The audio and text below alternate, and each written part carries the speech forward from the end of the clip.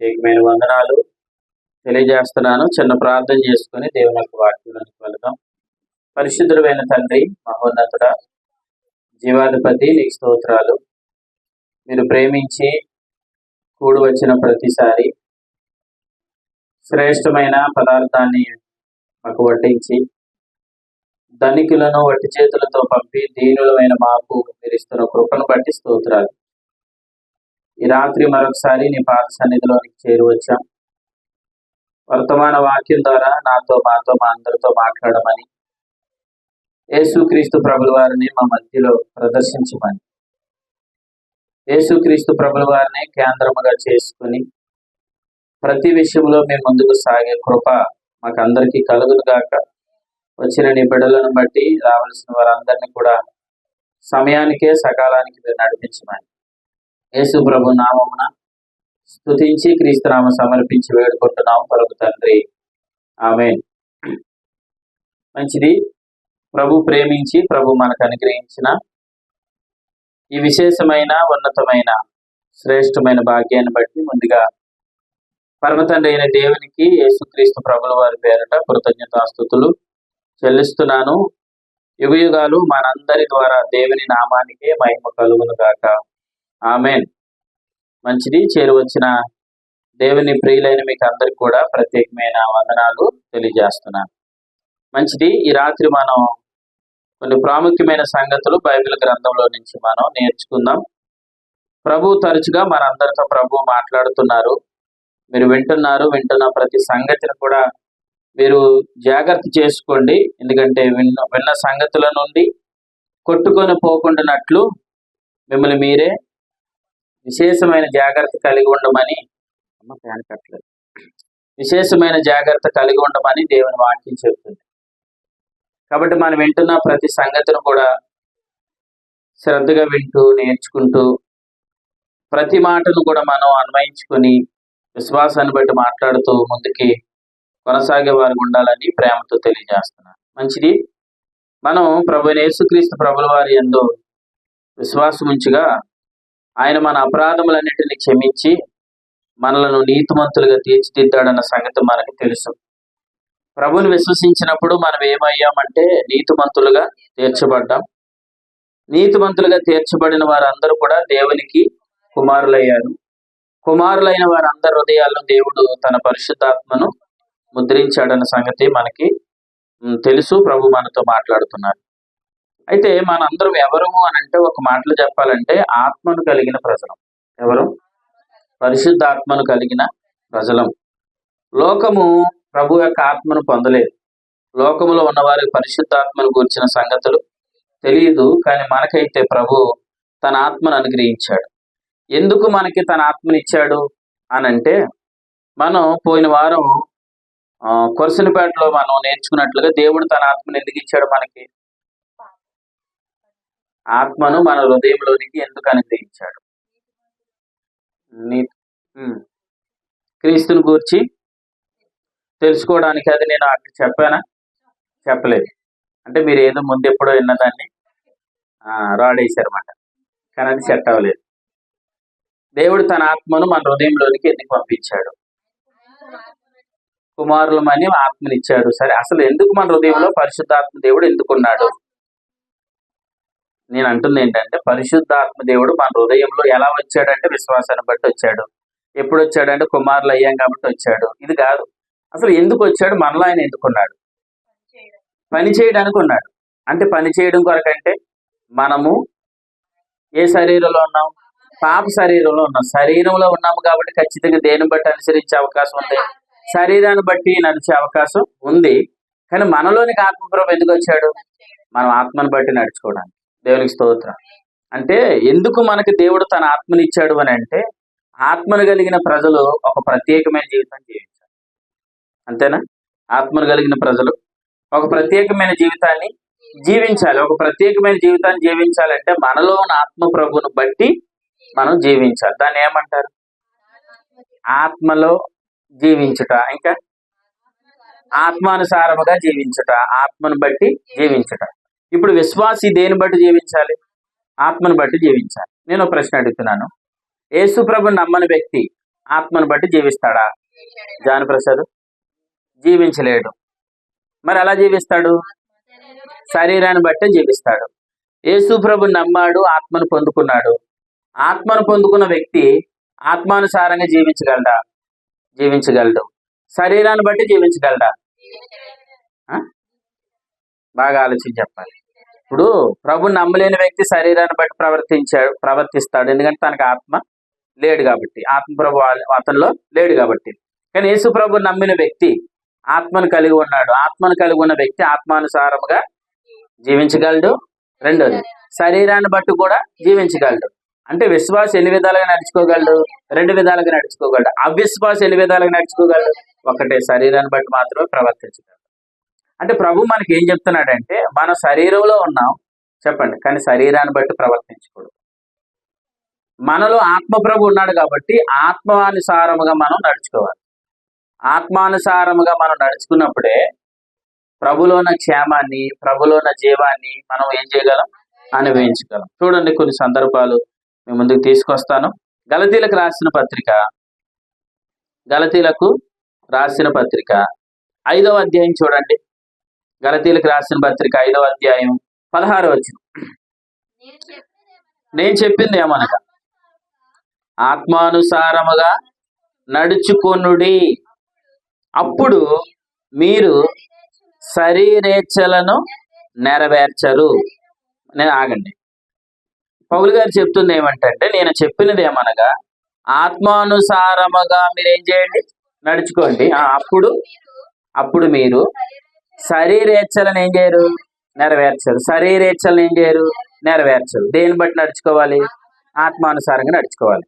ఇప్పుడు చాలా మంది ఆత్మానుసారముగా నడుచుకునుట అనే దీన్ని ఏం చేశారంటే, చాలా మంది ఆత్మానుసారముగా నడుచుకునుట అని అంటే, ఈ వాక్యం మనకి, ఈ వర్తమాన వాక్యం లేదా విశ్వాస సంబంధమైన దేవుని ఏర్పాటు మనకు తెలియక ముందు ఆత్మానుసారంగా నడుచుకునుట అని అంటే ఏంటనుకున్నాం? ఆత్మానుసారంగా నడుచుకునుట అంటే ఏమనుకున్నాం? వాళ్ళ వాక్యాన్ని బట్టి నడుచుకున్నట్టు. ఇంకా ఆత్మానుసారముగా నడుచుకునుట అంటే అందరూ ఏం చెప్పేశారంటే, ధర్మశాస్త్రం అంతా నెరవేర్చి నడుచుకునుట. ధర్మశాస్త్రాన్ని ఎవరైనా నెరవేర్చగలరా? నెరవేర్చలేదు. ఇంకోటి ఏంటంటే, ఆత్మానుసారముగా నడుచుకునుట అంటే చాలా మంది ఏం చెప్పేశారంటే, ఎక్కువగా ప్రార్థన చేసుకో. ఎక్కువగా ఏం చేసుకో?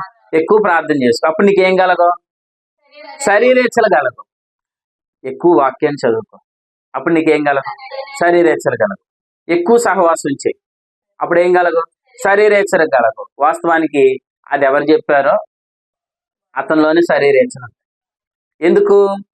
ఎక్కువగా బైబిల్ చదివితే నాకు శరీరేచ్ఛలు కలగో, ఎక్కువ ప్రార్థన చేస్తే శరీరేచ్ఛలు కలగో అని అన్నది మనిషి యొక్క ఉద్దేశం అది. కానీ ఇక్కడ దేవుడు చెప్తుంది ఆత్మానుసారముగా నడుచుకోవడం అంటే అర్థం ఏంటి? ఆత్మానుసారంగా నడుచుకోవడం అర్థం ఏంటి? ఎక్కువగా ప్రార్థన చేసుకునుట, ఎక్కువగా వాక్యం చదువుట, ఎక్కువగా సహవాసముగా కూడుకొనుట అది కాదు. ఆత్మానుసారముగా నడుచుకొనుట అని అంటే అర్థం ఏంటంటే 18లో చెప్పాడు చూడండి, ప్రాముఖ్యమైన సంగతి. అదిగో, మీరు ఆత్మచేత నడిపించబడిన ఎడల ధర్మశాస్త్రమునకు లోనైన వారు కారు. అర్థమైందండి? ఆత్మానుసారముగా నడిచిన ఎడల మీరు ధర్మశాస్త్రానికి ఏమైన వారు కాదు. అంటే ఎందుకు ఆత్మానుసారముగా నడుచుకునుట అంటే అర్థం ఏంటి? ధర్మశాస్త్రమును మింగేకండి పదాలు. అది ఆత్మానుసారంగా నడుచుకునుట అంటే అర్థం ఏంటి? ధర్మశాస్త్రాన్ని బట్టి నడుచుకున్నట్టుగా ఉన్న పేరేంటి? శరీరానుసారంగా నడుచుకునుట. అంటే ఇక్కడ చెప్తున్న ఆత్మానుసారంగా నడుచుకోవడం అంటే అర్థం ఏంటంటే ధర్మశాస్త్రానికి వేరుగా నడుచుకునుట, 10 ఆజ్ఞలకు వేరుగా నడుచుకునుట. అంటే ఆత్మానుసారంగా నడుచుకునుట అంటే అర్థం ఏంటంటే ఆజ్ఞలు బట్టి నడుచుకోకూడదు. దేని బట్టి నడుచుకోవాలి? విశ్వాసాన్ని బట్టి, ఆత్మను బట్టి ఏం చేయాలి? నడుచుకోవాలి. ఇది తెలియని చాలా మంది ఏం చెప్పేశారు? ఆత్మానుసారంగా నడుచుకోవడం అంటే ప్రార్థన చేయి, లేదంటే వాక్యం చదువుకో, ఎక్కువగా ప్రార్థనలో గడుపు, అప్పుడు నువ్వు శరీరేచ్ఛలు నీకు కలగవని చెప్పేశారు. కానీ ఎందుకు బైబిల్ ఏం చెప్తుంది? ధర్మశాస్త్రాన్ని బట్టి జీవించకు, అదే ఆత్మానుసారంగా నడుచుకునుట. ధర్మశాస్త్రాన్ని బట్టి జీవిస్తే శరీరానుసారంగా నడుచుకుంటే, శరీరానుసారంగా నడుచుకుంటే పాయింట్ మిస్ అయిపోయారు మీరు. వినండి, ఆత్మానుసారముగా నడుచుకునుడి, అప్పుడు మీరు ఏమి నెరవేర్చరు? శరీరేచ్ఛలు నెరవేర్చరు. ఆత్మానుసారంగా నడుచుకునుట అంటే అర్థం ఏంటంటే 10 ఆజ్ఞలు బట్టి జీవించకుండా ఉండుట. అర్థమైందా? ఆజ్ఞలకి వేరుగా జీవించుట. ఆజ్ఞలకి వేరుగా జీవిస్తే అతను ఆత్మానుసారంగా జీవించినట్లు. ఆత్మానుసారంగా జీవిస్తే శరీరేచ్ఛలు నెరవేర్చరు. మీరు పాయింట్ వదిలేకండి. జానప్రసాద్ గారు ఏం చేస్తున్నారు ఇలా? పాయింట్ వదిలేస్తున్నారు. మీరు కొంత ఎదురుకు వచ్చేయండి. ఇలాగ మీరు నాకు కనబడతలేదు. ఇలా వచ్చేయండి, ఎదురుకు వచ్చేయండి. మరలా వినండి. ఆత్మానుసారంగా నడుచుకున్నట్టు అంటే అర్థం ఏంటి? సమాజంలో ఏమనుకుంటున్నారు జానప్రసాద్? సమాజంలో ఉన్న వారందరూ ఏమనుకుంటున్నారు? ఆత్మానుసారంగా నడుచుకున్నట్టు అంటే సమాజంలో ఉన్న వారందరూ ఏమనుకుంటున్నారు? సమాజంలో ఉన్న వారందరూ ఏమనుకుంటున్నారు? సంఘాల్లో ఏమంటున్నారు? ప్రార్థన ఎక్కువ చేయి, ఇంకా బైబిల్ ఎక్కువ చదువు, ఇంకా ఎక్కువ సహవాసం కలుగుండు, ఇదే ఆత్మానుసారంగా నడుచుకోండి. అప్పుడు నువ్వేం చెయ్యు? శరీరేచ్ఛలు నెరవేర్చు. నీకు మోహపు చూపులు కలగవు, చెడు తలంపులు కలగవు. కానీ ఎంత ప్రార్థన చేసుకున్నా ఏం కలుగుతున్నాయి? శరీరేచ్ఛలు కలుగుతున్నాయి. ఎంత వాక్యం చదువుతున్నప్పటికీ పాపపు తలంపులు కలుగుతున్నాయి. అంటే అర్థం ఆత్మానుసారంగా నడుచుకున్నట అంటే ఎక్కువ ప్రార్థన చేసుకున్నట, ఎక్కువ వాక్యం చదువుట కాదు. ఇప్పుడు ఎంత జానపద అంటే ఏం చదవక్కర్లేదా అని కాదు, ఏమి చదవక్కర్లేదా అని కూడా కాదు. అంటే వాస్తవానికి అసలు అక్కడ పౌలు గారు లేదా ప్రభు ఆత్మ ఎవరు రాయిస్తున్నాడంటే ఆత్మానుసారముగా నడుచుకునుట అంటే అర్థం ఏంటంటే 18లో చెప్పాడు, ధర్మశాస్త్రానికి వేరుగా జీవించుట. అర్థమైంది? అంటే ఆజ్ఞలు బట్టి ఏం చేయకూడదు? జీవించకూడదు. ధర్మశాస్త్రాన్ని బట్టి, ధర్మశాస్త్రానికి వేరుగా జీవించుటనే ఏమంటారు? ఆత్మానుసారముగా జీవించుట. ఆత్మానుసారంగా జీవించే వాళ్ళు శరీరేచ్ఛలు నెరవేర్చరు. అర్థమైందా? మీకు అర్థమయ్యేటట్టు చెప్తాను. ఇక్కడ చేయబెట్టి ఒక్కసారి రోమపత్రిక 7వ అధ్యాయానికి రండి. ఎందుకు? మనకి ఇక్కడికి వెళ్తే మనకి ఇంకా క్లియర్గా అర్థమవుతుంది. ఆత్మానుసారంగా నడుచుకునుట అంటే ఆత్మను బట్టి నడుచుకునుట, ఆజ్ఞలకు వేరుగా నడుచుకునుట. అంటే ఆజ్ఞల మూలంగా జీవించకూడదు ఒక వ్యక్తి. రోమపత్రిక 7వ అధ్యాయం చూడండి. 5 చదువుతారా? 5 చదవండి. రోమపత్రిక 7వ అధ్యాయం 5వ వచనం. నేను చదువుతున్నాను చూడండి. ధర్మశాస్త్రము వలనైనా పాపేచ్ఛలు, అంటే ధర్మశాస్త్రాన్ని బట్టి జీవిస్తే ఏం కలుగుతాయి? ఆత్మానుసారంగా జీవిస్తే పాపేచ్ఛలు కలగవు. ధర్మశాస్త్రాన్ని బట్టి జీవిస్తే పాపేచ్ఛలు కలగవు. ఆత్మానుసారంగా జీవిస్తే, ధర్మశాస్త్రాన్ని బట్టి జీవిస్తే కలుగుతాయి. ఆత్మానుసారంగా జీవిస్తే పాపేచ్ఛలు కలవు. నేను ఎలా అంటున్నాను, ఈ రోజున క్రైస్తవ్యంతా దేని బట్టి ప్రయత్నం చేస్తున్నారు? ధర్మశాస్త్రాన్ని బట్టి 10 ఆజ్ఞలు బట్టి పాపం చెయ్యకుండా జీవించాలి. 10 ఆజ్ఞలు బట్టి పాపేచ్ఛలు జయించాలని అనుకుంటున్నారు. కానీ వాస్తవానికి పాపేచ్ఛలు దేని బట్టి కలుగుతున్నాయి? 10 ఆజ్ఞలు బట్టే. కానీ 10 ఆజ్ఞలే పాపానికి బలం అన్న సంగతి ఎవరికి తెలియలేదు? నేటి క్రైస్తవ్యానికి తెలియలేదు. నేటి క్రైస్తవ్యానికి 10 ఆజ్ఞలు లేదా ధర్మశాస్త్రమే పాపానికి బలమన్న సంగతి అర్థమైతే దేని జోలికి వెళ్ళరు? ధర్మశాస్త్రం జోలికి వెళ్ళరు. కానీ 10 ఆజ్ఞలు పాపానికి బలమన్న సంగతి తెలియకపోవడం వల్ల నేటి సంఘం ఎక్కడికి వెళ్తుంది? ధర్మశాస్త్రం దగ్గరికి. ఎందుకు వెళ్తున్నారు? ఆత్మానుసారంగా నడుచుకోవాలని. ఆత్మానుసారంగా నడుచుకుంటే శరీరేచ్ఛలు కలగమని, అంటే పాపేచ్ఛలు కలగకుండా ఉంటాయని దేని జోలికి వెళ్తున్నారు? ధర్మశాస్త్రం జోలికి వెళ్తున్నారు. ధర్మశాస్త్రం జోలికి వెళ్తుంటే ఏం కలుగుతున్నాయి? పాపేచ్ఛలు కలుగుతున్నాయి. అంటే ధర్మశాస్త్రం వలన ఏం కలుగుతున్నాయి? పాపేచ్ఛలు కలుగుతున్నాయి. ఇంకా కిందకి చదవండి. మన అవయములలో కార్యసాధకములై ఉండని. కిందకు వచ్చేయండి అమ్మ. కిందకి చూడండి. 8వ వచనం. అయితే పాపం ఆజ్ఞను హేతు చేసుకుని సకల విధములైన దురాశలు నా యందు. శరీరేచ్ఛలు అంటే ఏంటనుకుంటున్నారు? ఇందాక మీరు చదివారు కదా, ఆత్మానుసారంగా నడుచుకోండి అప్పుడు మీరు శరీరేచ్ఛలను నెరవేర్చరు అని అన్నాడు. ఎక్కడ? గలతీ 5:16. శరీరేచ్ఛలు నెరవేర్చరు అంటే, శరీరేచ్ఛలు అంటే ఏంటి? ఇదిగో దురాశ, పాపేచ్ఛలు, ఇవన్నీ దేంట్లోకి వస్తాయి? శరీరేచ్ఛలోనికి వస్తాయి. ఆత్మానుసారంగా నడుచుకోండి అప్పుడు మీరు శరీరేచ్ఛలు నెరవేర్చరు. ఎందుకు? ఆత్మానుసారంగా నడుచుకున్నట్టు అంటే అర్థం ఏంటి? ఆత్మానుసారంగా నడుచుకున్నట్టు అంటే అర్థం ఏంటి? ఆజ్ఞలు బట్టి నడుచుకోకపోవడమే. అర్థమైందండి? ఆత్మానుసారంగా నడుచుకోవడం అంటే అర్థం ఏంటి? ఆజ్ఞలు బట్టి నడుచుకోకూడదు. ఆత్మానుసారంగా నడుచుకోవడం అంటే ఆత్మ ప్రభు మనతో ఏం చెప్తున్నాడో దాన్ని బట్టి మనం నడుచుకోవడం. అంటే విశ్వాస మూలముగా జీవించడాన్ని ఆత్మానుసారంగా నడుచుకోవడం. ఆజ్ఞలకు వేరుగా జీవించడాన్ని మీరు కన్ఫ్యూజ్ అయిపోతున్నారు. వినండి, ఆత్మానుసారంగా నడుచుకోవడం అని అంటే ధర్మశాస్త్రానికి వేరుగా జీవించడం. ధర్మశాస్త్రానికి వేరుగా జీవిస్తే శరీరేచ్ఛలు కలగవు. ఆ శరీరేచ్ఛలు మొట్టమొదటిది ఏంటి? పాపేచ్ఛలు. రెండోది ఏంటి? దురాశలు. ఈరోజు క్రైస్తవం అంతా దేన్ని గెలవాలనుకుంటున్నారు? పాపేచ్ఛలు గెలవాలనుకుంటున్నారు. రెండు, లోపల నుంచి కలుగుతున్న దురాశలు. ఈ దురాశలన్నింటిని ఏం చేయాలనుకుంటున్నారు? జయించాలనుకుంటున్నారు. కానీ మనిషికి ఏం కలుగుతుంది? ఏది చేయకూడదు అనుకుంటున్నాడో అదే చేస్తున్నాడు, ఏది చూడకూడదు అనుకుంటున్నాడో అదే చూస్తున్నాడు. కారణం ఏంటి? ఒకటి, అతడు ఆత్మను బట్టి నడుచుకోవడం వల్ల. రెండు, ధర్మశాస్త్రాన్ని బట్టి నడుచుకోవడం వల్ల. ధర్మశాస్త్రాన్ని బట్టి 10 ఆజ్ఞలు బట్టి నడుచుకుంటున్నాడు కాబట్టి అతను పాపేచ్ఛలు. రెండు, దురాశలు. వీటన్నింటిని కలిపి ఒక పేరు చెప్పండి. శరీరేచ్ఛలు. శరీరేచ్ఛలు పెద్దది. ఆ శరీరేచ్ఛల్లో కలిగేవే పాపేచ్ఛలు, దురాశలు. అంటే ఆత్మానుసారంగా నడుచుకోండి, అప్పుడు మీరు శరీరేచ్ఛలు నెరవేర్చరు. దాంట్లో పాపేచ్ఛలు ఉన్నాయి, దాంట్లోనే దురాశలు ఉన్నాయి. అంటే ప్రభు మనతో ఏం చెప్తున్నాడంటే నువ్వు ఆత్మానుసారంగా నడుచుకో. ఆత్మానుసారంగా నడుచుకుంటే శరీరేచ్ఛలు నువ్వు నెరవేర్చవు. ఇప్పుడు శరీరేచ్ఛలు నెరవేర్చకపోతే మరి మనలో ఏం కలుగుతాయి? గలతీ పత్రిక వచ్చేయండి. ఇప్పుడు మీరు క్రమంగా వింటున్నారు కాబట్టి ఖచ్చితంగా మీకు అర్థమవుతుంది. అర్థం కాకపోతే ప్రభుకి ప్రార్థన చేయండి హృదయంలోనే, ప్రభు మీకు సహాయం చేస్తాడు. గలతీలకు రాసిన పత్రిక 5వ అధ్యాయం. గలతీలకు రాసిన పత్రిక 5వ అధ్యాయం 16 మరలా చదవండి. నేను చెప్పినది ఏమనగా ఆత్మానుసారముగా నడుచుకొనిడి, అప్పుడు మీరు శరీరేచ్ఛలను నెరవేర్చరు. ఎందుకు ఆత్మానుసారంగా నడుచుకోవడం అంటే ఏంటో ఇప్పుడు 18. మీరు ఆత్మచేత నడిపించబడిన ఎడల ధర్మశాస్త్రమునకు మీరు ఏం గారు? లోనే గారు. అంటే ధర్మశాస్త్రాన్ని బట్టి జీవించకపోవడమే ఆత్మానుసారంగా నడుచుకుంటా. ఆత్మానుసారముగా నడుచుకుంటే శరీరేచ్ఛలు నెరవేర్చు. ఏమి నెరవేర్చు? శరీరేచ్ఛలు నెరవేర్చు. మరి శరీరేచ్ఛలు నెరవేర్చకపోతే మనలో ఫలాలు కలుగుతాయి కదా? కలిగితే కలవా? శరీరేచ్ఛలు నెరవేర్చడం లేదు, శరీరేచ్ఛలు నెరవేర్చడం లేదంటే మనలో ఫలాలు కలిగితే లేదా? ఫలాలు కలిగి. ఆ ఫలాలు ఏంటి? 22.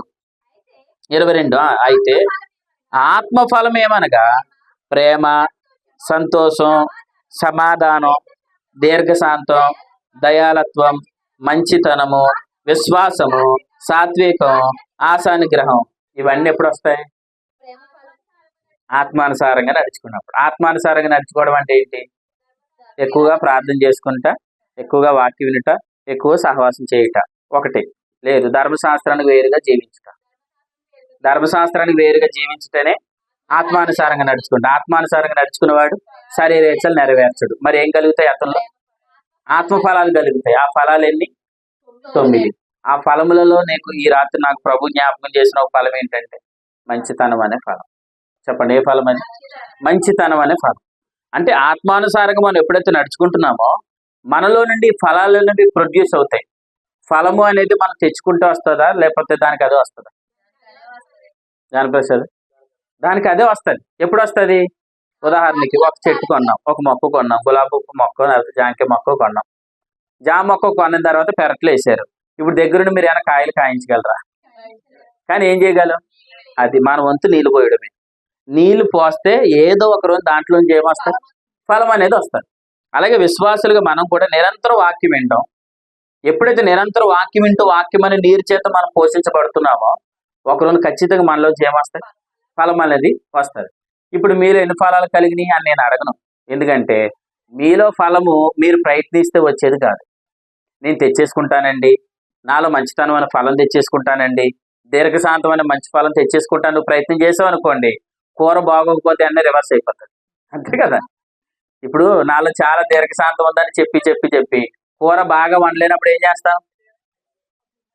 అప్పుడు నిజస్వరూపం బయటకు వస్తుంది కదా. అప్పుడు దాకా ఏమంటావు?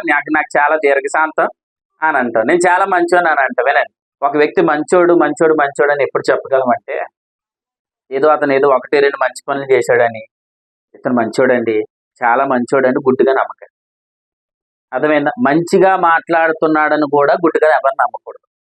ఎప్పుడు ఒక వ్యక్తిని నమ్మాలంటే, ఒక విశ్వాసం ఎప్పుడు నమ్మాలంటే ఆ వ్యక్తిలో ఏ ఫలం ఉండాలి? ఆత్మఫలమైన మంచితనం అనేది కనిపించినప్పుడు. ఇప్పుడు ఒక వ్యక్తి అండి, ఇప్పుడు జాన్ ప్రసాద్ నేను నమ్మాలంటే అతనిలో శారీరక సంబంధమైన మంచితనం అనేది ఉందని దాన్ని నేను ఆధారం చేసుకుని ముందుకెళ్ళిపోతున్నాను అనుకోండి. ఎందుకంటే శరీరంలో పాపనీయం ఉంది కదా, ఉంది. ఏదో ఒక రోజు ఏం చేస్తుంది? అది బయటకు వస్తుంది. ఖచ్చితంగా బయటకు వస్తే దానివల్ల ఖచ్చితంగా నాకు ఏం జరిగే అవకాశం ఉంది? నాకు ఖచ్చితంగా కీడు జరిగే అవకాశం ఉంది. కానీ ఎప్పుడు నేను ఒక వ్యక్తి ద్వారా ఎప్పుడు ఫాలో అవ్వాలంటే ఆ వ్యక్తిలో ఆత్మఫలంలో నుండి కలిగే మంచితనం. మీరు వాక్యం వింటలు చాలా మంది ఇక్కడ లేరు, అబద్ధం ఆడకండి, ఇక్కడ చాలా మంది లేరు. మీ అందరి హృదయాలు వాక్యం మీద ఉండను గాక. అర్థమైంది? ఎవరిని పేరు అడుగుతానో అలా అడుగుతాను. అర్థమైందా? అది జాగ్రత్త వినండి. ఇప్పుడు ఒక వ్యక్తి మంచోడో చెడ్డోడో మనం ఏమంటాం? నాగేంద్ర చాలా మంచోడు అండి అని అంటాం, లేదంటే సాల్మన్ చాలా మంచోడు అండి అని అంటాం. దేని చూసి మంచోడు అంటాం మనం? అతను ఏదో 1-2 మంచి పనులు చేశాడు కదా అని మంచోడు అని అంటున్నాం. కానీ వాక్యమే ఎవరిని మంచోడు అంటుంది? ఆత్మానుసారంగా నడిచేవాడు. ఆత్మానుసారంగా నడిచేవాడు వ్యక్తులు ఏం కలవు? శరీరేచ్ఛలు కలవు. మరి ఏం కలిగితే? ఆత్మఫలాలు కలిగితే. ఆత్మఫలంలో ఒక ఫలం మంచితనం. అంటే ఒక వ్యక్తిని మంచోడు అనాలి, దేని బట్టి అనాలి? మళ్ళీ విశ్వాసం దగ్గరికి వెళ్ళకండి. ఆత్మఫలమును బట్టి మంచోడు అని అనాలి. ఒక వ్యక్తి మంచోడు అని ఎప్పుడు అనాలంటే, ఇతను విశ్వాసాన్ని బట్టి నడుచుకుంటున్నాడు కాబట్టి ఆత్మఫలాలు ఫలించాయి. ఆత్మఫలంలో ఏముంది? మంచితనం. ఆ మంచితనం ఇతనిలో ఉంది. ఆత్మఫలంలో ఉన్న మంచితనాన్ని బట్టే ఒక వ్యక్తిని మనం మంచోడు అని నమ్మాలి. లేదు అని అంటే సంఘంలో ఉన్న వాళ్ళే సాటి సహోదరుని మోసం చేసే అలవాటు ఉందా లేదా? ఎందుకంటే సాతాను ఎవరినైనా ఎప్పుడైనా ఏం చేయగలడు? మోసం చేయగలడు. ఈరోజు సంఘాల్లో కూడా ఏం జరుగుతుంది? మోసం జరుగుతుంది కదా. సంఘాల్లో కూడా ఒకరిని బట్టి ఒకరు నష్టపోతున్నారు లేదా? నష్టపోతున్నారు. అయ్యో ఇతను చాలా మంచోడు అనుకున్నానండి, ప్రార్థనా పరుడు అనుకున్నానండి, లేదా వాక్యం బాగా చెప్తున్నాడు అనుకున్నానండి, చాలా చక్కగా నడిపిస్తున్నాడు కదా, ఇతను మంచోడని నేను అనుకున్నానండి. కానీ ఇతను వల్ల నేను ఏమయ్యాను? నష్టపోయానండి, మోసపోయాను అన్నవాళ్ళు లేరా? అంటే ఎప్పుడు ఒక వ్యక్తిని మనం మంచోడు అనాలంటే ఆ వ్యక్తి ఏదో శరీరం బట్టి మంచోడితనంగా ఉన్నప్పుడు కాదు, ఆ వ్యక్తి ఆత్మఫలంలో ఉన్న మంచితనం అనేది అతనిలో కలిగిందో లేదో చూడాలి. ఆత్మఫలంలో ఉన్న మంచితనమును బట్టే ఒక వ్యక్తిని ఎలా ఎంచాలి? మంచివాడిగా ఎంచాలి. లేదు శరీరాన్ని బట్టి మంచివాడిగా నువ్వు ఎంచుతున్నావు అంటే నువ్వు ఎక్కడో బుట్టలో పడిపోతావు. అర్థమైందా? మనం ఎలా ఉంటామంటే మన దగ్గరికి వచ్చి ఎవరైనా, నాగేంద్ర నువ్వు చాలా మంచోడివి, మీ అన్నిలా కాదు, మీ అన్నికి కొంత కోపం ఎక్కువ, నువ్వు చాలా మంచోడివి అని అనగానే మనం ఏమనుకుంటాం? మన దగ్గరికి వచ్చి ఎదుటోని తిడుతున్నాడంటే అర్థం ఏంటంటే ఏదో నువ్వు మంచోడు అని చెప్పడం లేదు, నీ కోసం మళ్ళీ పక్కోడి దగ్గరికి వెళ్ళి నీ కొరకు మళ్ళీ చెప్తారు. అర్థమైందా? ఎవరైనా ఒక వ్యక్తి మీ దగ్గరికి వచ్చేసి ఇలా సాల్మన్ ఏం చేశాడో తెలుసా, నాగేంద్ర నీకు ఏం చేశాడో తెలుసు, ఇవన్నీ చెప్తున్నాడంటే అర్థం ఏంటంటే మనం ఏమనుకుంటాం? అవునా అలా చేశాడా అని చక్కగా వినేసి ఎలా వింటామంటే చాలా ఇన్ని సంపదగా ఉంటాం మాటలు. వినేసిన తర్వాత అప్పుడు అనుకుంటావు ఈ వ్యక్తి నన్ను ఎంత ప్రేమిస్తున్నాడో అని నువ్వు అనుకుంటావు. కానీ వినండి, కానీ ఆ వ్యక్తి మళ్ళీ తెల్లారిపోతున్న ఏం చేస్తాడో తెలుసా? నీ దగ్గర ఏమైతే చెప్పాడో మళ్ళీ నీతో ఏం మాట్లాడి నీ కొరకు చెడ్డగా మరొక వ్యక్తి దగ్గర మాట్లాడతాడు. అప్పుడు మీరు ఏం గమనించాలంటే, బాబు నువ్వు ఎవరి కోసం నా దగ్గర చెప్పు. అర్థమైంది? ఒక వ్యక్తి కొరకు మనం తెలుసుకోవడం వల్ల మనకు ప్రయోజనం ఏమి లేదు. ఇప్పుడు పదే ఒక వ్యక్తి కోసం వచ్చినప్పుడల్లా నాగేంద్ర కోసమే, వచ్చినప్పుడల్లా సాల్మన్ తమ్ముడు కోసం ఎక్కువగా ఒక వ్యక్తి మాట్లాడుతున్నాడు అనుకోండి, అప్పుడు నీకు అర్థం కావాలి ఆ వ్యక్తి మీద ఈ వ్యక్తికి అసూయ ఉంది. ఆ అసూయను బట్టి ఏం చేస్తున్నాడు? ఎక్కువగా ఆ వ్యక్తి కొరకు ఎక్కువగా మాట్లాడతాడు. ఆ వ్యక్తి కొరకు ఎక్కువగా మాట్లాడి అతనిలో ఏ నైజమైతే ఉందో చక్కగా అదే నైజాన్ని, అదే ఆలోచన అంతా కూడా మనలో ఇంక్లూడ్ చేయాలని చూస్తాడు. అప్పుడు మనం ఏం చేస్తాం? అతని కంటికి ఆ వ్యక్తి ఎలా కనబడుతున్నాడో ఇప్పుడు రేపు పొద్దున్న నుంచి మన కంటికి కూడా అలాగే కనబడతాడు. అప్పటి వరకు ఆ వ్యక్తి మన దృష్టిలో చెడ్డోడు కాదు, ఆ వ్యక్తి మంచి వ్యక్తే. కానీ ఎప్పుడైతే ఈ మాటలు మనం ఎక్కువగా వింటున్నామో, ఇతను చెడ్డోడు అని ఎక్కువగా మనం వింటున్నామో ఆటోమేటిక్గా మన కన్నులకు కూడా అదే చూపు కలుగుతుంది. అక్కడ అతను మోసపోయాడు, అతను అసూయలో కాలం గడుపుతున్నాడు. సేమ్ ఇప్పుడు అదే అసూయ అనే ఇంజెక్షన్ ఎవరికి వచ్చింది? మనకు వచ్చింది. ఇంకొక విచిత్రం ఏమనుకుంటున్నారు? నీ దగ్గర ఇన్ని చెప్పాడా, నీ దగ్గర 100 చెప్పాడా, ఇప్పుడు నీ కోసం 10 మంది దగ్గరికి వెళ్ళి చెప్తాడు. అదవుతుందా? అంటే ఒక వ్యక్తిని ఎప్పుడు కూడా ఈ వ్యక్తి ఏదో నా దగ్గరికి వచ్చాడు కదా, మంచిగా మాట్లాడుతున్నాడు కదా అని అతను వ్యక్తి మంచోడు అని అనకండి. ఎప్పుడు ఒక వ్యక్తిని మంచోడని మనం చిత్రీకరించాలంటే, ఒక వ్యక్తి ఎప్పుడు మంచోడు అని అనాలంటే ఆ వ్యక్తి ఆత్మఫలములో మంచితనం ఉన్నప్పుడు ఆ వ్యక్తిని మంచోడిగా ఎంచాలి. నేను ఎలా అంటాను, ఆత్మఫలములో ఉన్న మంచితనం ఫలం అని ఎప్పుడు వస్తుంది? ఆత్మానుసారంగా జీవిస్తున్నప్పుడు. ఆత్మానుసారంగా ఎప్పుడు జీవిస్తాడు? ధర్మశాస్త్రాన్ని వేరుగా జీవించినప్పుడు. ధర్మశాస్త్రం వేరుగా జీవించడం అంటే విశ్వాస మూలముగా జీవించినప్పుడు. విశ్వాస మూలంగా జీవించడం అంటే అనుదిన వాక్యాన్ని పొందుకొని జీవించడం. అసలు ఇతను అనుదిన వాక్యమే వినడు. ఇప్పుడు ఇతను ప్రతిరోజు వాక్యమే వినడో, క్రమంగా మందిరానికి రాడు, క్రమంగా వాక్యం వినడో, కానీ ఆ వ్యక్తిని నువ్వేమని ఎంచేసుకుంటున్నావు? మంచోడని ఎంచేసుకుంటావు. మంచోడని తీసుకొచ్చి పక్కన కూర్చోబెట్టేసుకుంటున్నావు. రేపొద్దున అతని వల్లే నీకు నష్టం జరుగుతుంది. అర్థమైందా? అతనే రేపొద్దున నీ రహస్యాలన్నింటి తీసుకుని బయట పెట్టేస్తాడు. అందుకే ఏ వ్యక్తిని కూడా ఈ వ్యక్తి కంటిన్యూగా వాక్యం వింటున్నాడో లేదా అన్నది కూడా చూసుకోవాలి. ఒక వ్యక్తితో మనం సహవాసం చేస్తున్నామంటే, ఒక వ్యక్తితో ఎక్కువ నడుస్తున్నామంటే ఖచ్చితంగా ఆ వ్యక్తి వాక్యం వింటున్నాడో లేదో చూసుకోవాలి. వాక్యం వినడం లేదా ఆ వ్యక్తి అంటే అర్థం ఏంటంటే అతను వాక్యంతో సహవాసం లేదు. వాక్యంతో సహవాసం లేకపోతే విశ్వాసాన్ని బట్టి జీవించడం లేదు. విశ్వాసాన్ని బట్టి జీవించకపోతే ఆత్మానుసారంగా నడుచుకోడు. ఆత్మానుసారంగా నడుచుకోకపోతే అతనిలో ఆత్మఫలమైన మంచితనం లేదు. ఆత్మఫలమైన మంచితనం లేని వ్యక్తి నువ్వేమనుకుంటున్నావు? మంచోడు అని అనుకోండి. ఇప్పుడు నిన్నేమనాలి అసలు? అర్థమవుతుందా? వినండి. ఎందుకంటే ఈరోజు చాలా మంది క్రైస్తవులు మోసపోతుంది అక్కడ ఈ విషయంలోనే ఎక్కువ మోసపోతున్నారు. ఎందుకు? ప్రతి వ్యక్తిని ఎప్పుడు గుడ్డిగా నమ్మకూడదు. ప్రతి వ్యక్తిని గుడ్డిగా నమ్మితే ఖచ్చితంగా మనల్ని వాళ్ళు ఏం చేసేస్తారు? మోసం చేస్తారు, మనల్ని వారు నష్టపరుస్తారు. అర్థమైందండి? కాబట్టి ఒక వ్యక్తిని మంచివాడు అని మనం ఎప్పుడు చిత్రీకరించాలంటే ఈ వ్యక్తి క్రమంగా వాక్యం వింటున్నాడో లేదో చూసుకోవాలి. అందుకే బైబిల్లో కూడా ఏం చెప్తుందంటే మీరు ఎక్కువగా వాక్యంతో సహవాసం చేసేవారితోనే సహవాసం ఉండండి అని చెప్పాడు. వాగ్దానాలు ఎవరైతే స్వతంత్రించుకుంటున్నారో వారితోనే సహవాసం చేయండి అని చెప్పాడు. ఎవరైతే ఎక్కువగా ప్రార్థనలో గడుపుతున్నారో వారితోనే సహవాసం చేయండి అని చెప్పాడు. ఎందుకు? ఎక్కువగా ఎవరు వాక్యం వింటున్నారో, ఎక్కువ ఎవరైతే వాగ్దానాలు స్వతంత్రించుకుంటున్నారో వారు ఆత్మానుసారంగా నడుచుకుంటున్నారు. ఆత్మానుసారంగా నడుచుకుంటున్నారంటే ఆత్మఫలంలోనైనా మంచితనం అనేది అతనిలోనికి వస్తుంది. అప్పుడు అతనితో నువ్వు సహవాసం చేస్తే ఖచ్చితంగా ఆ వ్యక్తిని బట్టి నీకు కూడా ప్రయోజనకరం. అర్థమైందండి? లేదంటే ఆ వ్యక్తి ద్వారా నువ్వు కూడా ఏమవుతావు? ఆ వ్యక్తి ద్వారా ఖచ్చితంగా నువ్వు నష్టపోతావు. ఎందుకు? నువ్వేమైపోయావు? నువ్వు మోసపోయావు. ఆ వ్యక్తిని మంచోడు అనుకున్నావు. రేపొద్దున ఖచ్చితంగా ఆ వ్యక్తి ద్వారా నీకు ఏం కలుగుతుంది? నీకు కీడు కలుగుతుంది. అందుకే చాలా మంది ఏమంటున్నారు ఇప్పుడు, ఎంత మంచోడు అనుకున్నానండి, అలా చేతాడు అని అనుకోలేదండి, నన్ను ఇంత నాశనం చేశాడండి, ఇంత మోసం చేశాడండి, ఎంత అన్యాయం జరిగిపోయిందని అంటున్నారు లేదా? ఇదంతా ఎప్పుడు జరుగుతుంది? ఒక వ్యక్తి మోసం అనేది ఎప్పుడు జరుగుతుంది చెప్పండి? అది గుడ్డిగా ఒక వ్యక్తిని ఎప్పుడు నమ్ముతావో నమ్మకం ఉన్న చోటే, చెప్పండి, నమ్మకం ఉన్న చోటే మోసం ఉంటుంది. అర్థమైందండి? ఒకరోజు ఒక 5-6 సంవత్సరాల క్రితం మీకు అర్థమైనట్టు చెప్తాను. నమ్మకం ఉన్న చోట మోసం జరుగుతుందంటే బియ్యం బస్తాలు అమ్మడానికి వచ్చారు వేర మీద.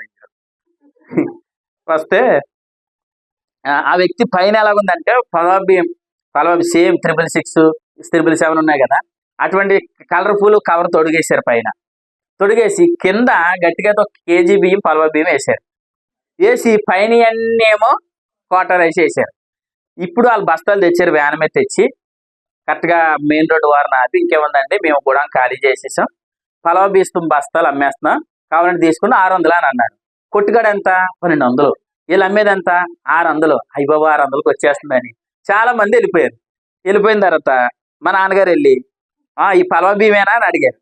అడగానే ఆయన ఏం చేశాడు? చూడండి పలావ్ బియ్యం కాదన్నాడు, కింద పొడిచాడు. కింద పొడవగానే ఏమొచ్చినాయి? పలావ్ బియ్యం వచ్చింది. మా నాన్నగారు అన్నేమన్నా, అయ్యో బియ్యం పోతాయండి అని పట్టేసుకొని అప్పుడు బస్తా మనిషికి బత్త మోసుకొచ్చేసాం, ఇంట్లో పెట్టేసాం.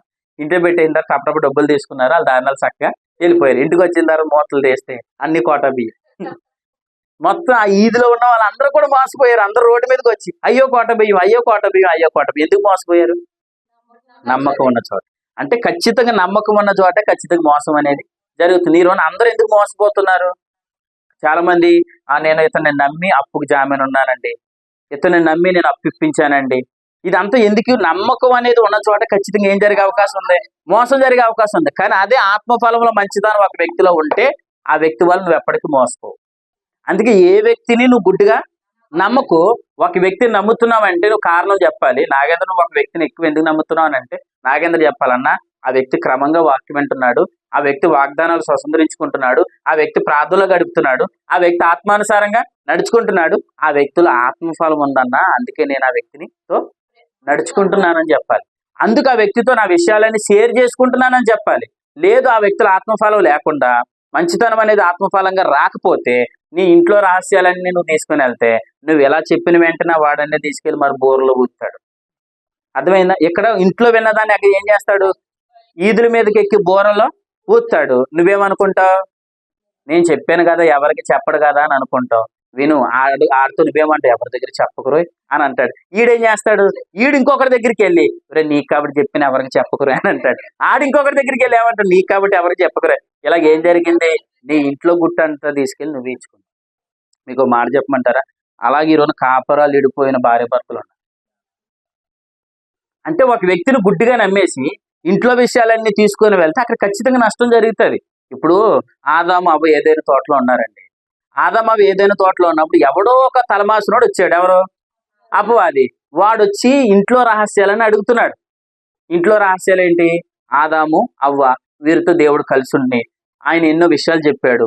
ఇవన్నీ చెప్పినప్పుడు ఎవడో అనామకుడు ఇంటికి వచ్చి కూర్చొని ఇదిగో ఇలా అన్నాడంట కదా దేవుడు, ఇలా చెప్పాడంట కదా దేవుడు అని అడిగినప్పుడు అవ్వేమనాలి, జాన్ ప్రసాద్ వాస్తవానికి ఏమనాలి, అసలు నువ్వెవడో, మా యజమానులు లేని టైంలో మా ఇంటికి ఎందుకు వచ్చావు, మా యజమానులు లేని టైంలో నువ్వు ఎందుకు వచ్చావు ఇంటికి, అర్జెంటుగా నువ్వు ఇంట్లోంచి బయటికి వెళ్ళిపోమన్నారు. అంతేగాని అవునా అని కుర్చీ వేసి టీ ఇచ్చి ఆ టీ తాగిన తర్వాత స్నాక్స్ పెట్టిన ఇంకేం వెళ్తావా లెక్క ఒక గంట సేపు ఉండు, భోజనం కూడా చేసి వెళ్ళి కానీ అని పెట్టుకున్నావు అనుకోండి, రేపొద్దున అదే స్త్రీని పంపించేస్తాడు.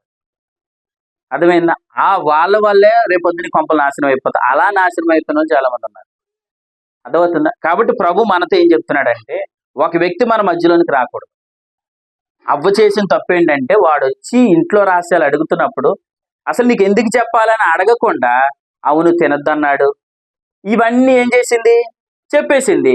చెప్పే కానీ ఇప్పుడు అవ్వేమనుకుంటుందంటే ఇది చాలా మంచోడు కాదా అనుకుంటుంది. సాతాన్ని నమ్మేసిందా, నమ్మింది కాబట్టి ఏమైంది, మోసపోయింది. ఎంత మోసపోయిందంటే ఏదేని తోటలో అయితే సుఖవంతమైన జీవితం ఉందో ఆ ఏదేని తోటలో నుండి బయటికి ఎంటేశాడు దేవుడు. బయటికి వెళ్ళిపోయిన తర్వాత పల్లేరికాయలు కాలు గుచ్చుకుంటున్నప్పుడు అప్పుడు అర్థమైంది, అయ్యో నేను ఎంత మోసపోయానా, నేను ఎంత నష్టపోయానా. అదే ఏదేని తోట అని ఇంట్లో ఉన్నప్పుడు అపవాది అడుగుతున్నప్పుడు వాడికి చోటు ఇవ్వకపోతే, వాడి మాట నమ్మకపోతే, అసలు నువ్వు ఎవడరా నీకు సమాధానం చెప్పడానికి అని అడుగుంటే అవ్వ జీవితం అవ్వ కుటుంబం ఏం కాకపోను, నష్టపోకపోను. ఈరోజు చాలా మంది కుటుంబాలు ఎందుకు నష్టపోతున్నాయి, ఇంట్లో విషయాలు కాస్త తీసుకెళ్ళి ఒక వ్యక్తిని మంచోడు అని నమ్మి ఇంట్లో రహస్యాలు చెబితే రేపొద్దు నీ ఇల్లే నష్టపోతుంది. అర్థమైంది? అందుకు ప్రభు అంటున్నాడు, ఒక వ్యక్తిని గుడ్డిగా నమ్మకు. ఎవరు నమ్మాలి ప్రభువా, ఎవరు నమ్మాలి, ఆత్మఫలములో ఉన్న మంచితనం అనే ఫలం ఎవరిలో కలుగుతుందో వారిని నమ్ము, వారిని మీ రహస్యాలని చెప్పుకో. ఎందుకు, అతనిలో ఉన్న ఫలం ఏంటి, ఆత్మఫలములోంచి వచ్చిన మంచితనం అనే ఫలం. ఆ మంచితనం అనే ఫలం ఖచ్చితంగా నీ సమస్యలు తీరుస్తుందే తప్ప నీ సమస్యలు ఇంకా పెద్దవి చేయి. ఎందుకు, అతనిలో ఏ ఫలం ఉంది, ఆత్మఫలంలో ఉన్న మంచితనం ఉంది. ఇది కాలాన్ని బట్టి మారదు, పరిస్థితులను బట్టి మారదు, స్థితిగతులను బట్టి మారదు. ఎందుకంటే ఇది ఆత్మఫలముగా వచ్చిన మంచితనం. అందుకు వాళ్ళు ఇలా ఉంది, ఆత్మఫలంగా వచ్చిన మంచితనం ఉన్న వాళ్ళు వారు తరచుగా కోపపడరు, ప్రతిదానికి ఇసుకుపోరు, ఎందుకంటే వారిలో మంచితనం అనేది ఉంది. నేను ఇలా అంటాను, ఈ మంచితనం అనే ఫలం ఉంటే వాళ్ళ లైఫ్ ఎలా ఉంటుందో ఒకసారి చూడండి. మత్తయి సువార్త 7వ అధ్యాయం. ప్రభు మాట్లాడుతుండగా ప్రభు వాక్యాన్ని ఏమాత్రం గెంటి వేయకుండా ప్రభు ఏం చెప్తున్నాడు అన్నది శ్రద్ధగా వినండి. మత్తయి సువార్త 7వ అధ్యాయం. మత్తయి సువార్త 7వ అధ్యాయం 17వ వచనం చూడండి. అలాగుననే ప్రతి మంచి చెట్టు మంచి ఫలములు ఫలించును, పలికి మాలిన చెట్టు కాని ఫలములను ఫలించును. మంచి చెట్టు కాని ఫలములు ఫలింపనేరదు, పలికి మాలిన చెట్టుకి మంచి ఫలాలు ఫలింపనేరు. అంటే చూసారా, మాట నేను చదువుతున్నాను చూడండి. ప్రతి మంచి చెట్టు మంచి ఫలాలు ఫలిస్తుందంట, పనికి మాలిన చెట్టు పనికిరాని ఫలాలే ఫలిస్తుంది. మంచి చెట్టుకి ఏం రావు చెప్పండి, మంచి చెట్టుకి ఏం రావు, కాని ఫలాలు ఎప్పటికి రావు. ఎప్పుడైతే ఆత్మఫలంలో ఉన్న మంచితనం అనేది వచ్చిందో అతనిలో కాని ఫలాలు అనేవి ఉండవు. ఎందుకు? అతనిలో వచ్చిన మంచితనం ఏంటి? ఆత్మ ఫలములో నుంచి వచ్చిన మంచితనం. ఆ మంచితనంలోంచి వస్తే అతనిలో ఇంకే ఫలాలు రావన్నాడు? కాని ఫలాలంటే చెడ్డ ఫలాలు అనేవి రావు. కాబట్టి ఆ వ్యక్తిని ఖచ్చితంగా నువ్వు నమ్మచ్చు. ఎందుకు? ఆ మంచితనం అతందా? కాదు, అది ఆత్మ ద్వారా కలిగింది. ఆత్మ ప్రభు అతనికి ఇచ్చాడు కాబట్టి ఆ వ్యక్తిని నువ్వు నమ్మచ్చు. ఖచ్చితంగా ఆ వ్యక్తిని నువ్వు నమ్మితే ఆ వ్యక్తులు ఇంకేమి రావు? కాని ఫలాలు, చెడ్డ ఫలాలు అనేవి రావు. ఇంకా కిందకి చదవండి. మంచి ఫలములు ప్రతింపని ప్రతి చెట్టు నరకవేయబడి అగ్నిలో వేయబడను. 20 వచ్చును. కాబట్టి మీరు వారి ఫలముల వలన, అమ్మా, వారి ఫలముల వలన మీరు ఏం చేయాలి? తెలుసుకోవాలి. ఒక వ్యక్తిని గుడ్డిగా ఎప్పుడు నమ్మకూడదు. ఏం చూడాలి మనం? ఒక చెట్టు మంచిదా కాదని ఎప్పుడు దేని బట్టి తెలుస్తుంది? ఇప్పుడు బొబ్బాయికాయ చెట్లు ఉంటాయండి. చెట్టు వేస్తాం, ఆకులు వచ్చినాయి, ఎదిగిన తర్వాత ఇది పనికిరాని చెట్టు అని ఎప్పుడు అర్థమవుతుంది? ఫలాల టైం వస్తుంది. ఆ ఫలం టైం వచ్చినప్పుడు ఇది గొడ్డి చెట్టు అని ఏం చేస్తాం? నరికేస్తాం. ఆ కాయలు కాసే సమయం వచ్చినప్పుడు ఇది మంచి చెట్టు అని ఏం చేస్తాం? ఉంచుతాం. అంటే అలాగే ఒక వ్యక్తి కూడా అతని ఫలాలు బట్టి అతను మంచివాడా చెడ్డవాడా? ఫలమును బట్టి మంచి చెట్టా చెడ్డ చెట్టా? ఫలమును బట్టి వ్యక్తి మంచివాడా చెడ్డవాడా అన్నది మనకి ఈజీగా అర్థమవుతుంది. కాని చెట్టు ఎప్పుడు ఏం ఫలిస్తుంది? చెడ్డ ఫలాలు ఫలిస్తుంది. మంచి చెట్టు ఎప్పుడు ఏం ఫలిస్తుంది? మంచి ఫలాలే ఫలిస్తుంది. కాబట్టి ఆత్మ ఫలములో నుండి వచ్చిన మంచితనం, ఈ మంచితనంలో నుండి వచ్చిన మంచి ఫలాలు, ఈ ఫలాల వల్ల ఎప్పటికీ ఎదుటి వ్యక్తికి ఏం కలగదు? హాని అనేది కలగదు. కాబట్టి అటువంటి వ్యక్తి దొరికేంత కాలం మీరు వెయిట్ చేయండి.